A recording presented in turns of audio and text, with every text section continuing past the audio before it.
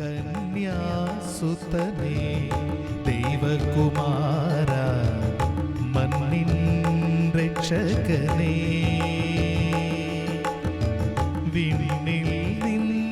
ക്രിസ്തുയേശുവിന്റെ നിസ്തുല്യ നാമത്തിൽ ശുഭസന്ദേശത്തിലേക്ക് സ്വാഗതം. വിശുദ്ധ വേദപുസ്തകത്തിൽ മത്തായി എഴുതിയ സുവിശേഷം 17-ാം അധ്യായം 4-ാം വാക്യത്തിൽ നാം ഇപ്രകാരം വായിക്കുന്നു: അപ്പോൾ പത്രോസ് യേശുവിനോട്, കർത്താവേ, നാം ഇവിടെ ഇരിക്കുന്നത് നന്ന്. നിനക്ക് സമ്മതമെങ്കിൽ ഞാനിവിടെ 3 കുടിലുണ്ടാക്കാം, ഒന്ന് നിനക്കും, ഒന്ന് മോശയ്ക്കും, ഒന്ന് ഏലിയാവിനും എന്ന് പറഞ്ഞു.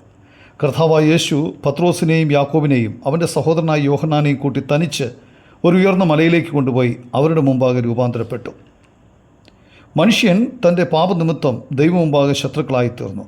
അവർക്ക് ദൈവം വെച്ചിരിക്കുന്ന വിധി നിത്യമായ നരകമാണ്.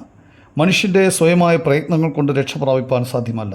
തൻ്റെ മതത്തിനോ ഏതെങ്കിലും ഇസങ്ങൾ കൊണ്ടോ മറ്റ് യാതൊരു കർമ്മ പദ്ധതികളിലൂടെയും മനുഷ്യന് ആത്മരക്ഷ പ്രാപിക്കുവാൻ കഴിയുകയില്ല. മനുഷ്യന് അപ്രകാരമായിരിക്കുന്ന പാപാവസ്ഥയിൽ നിന്നും വിടുവിക്കുവാൻ യേശുക്രിസ്തു മനുഷ്യനായി ഈ ലോകത്തിൽ അവതരിച്ചു. നീതിമാനും നിഷ്കളങ്കനുമായിരുന്ന യേശു മനുഷ്യനു വേണ്ടി പാപമാക്കപ്പെട്ടു.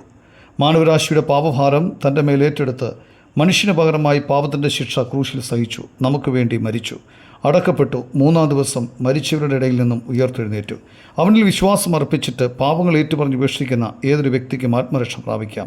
ഒരിക്കൽ മരിക്കുകയും പിന്നെ ന്യായവിധിയും ദൈവം മനുഷ്യർക്കായി വെച്ചിരിക്കുന്നു. കൃപയാൽ വിശ്വാസം മൂലം രക്ഷ പ്രാപിച്ച് അന്ത്യന്യായവിധിയിൽ നിന്നും ഒഴിവുള്ളവരായി തീരുവാൻ ദൈവം നിങ്ങളെ ഓരോരുത്തരെയും സഹായിക്കട്ടെ.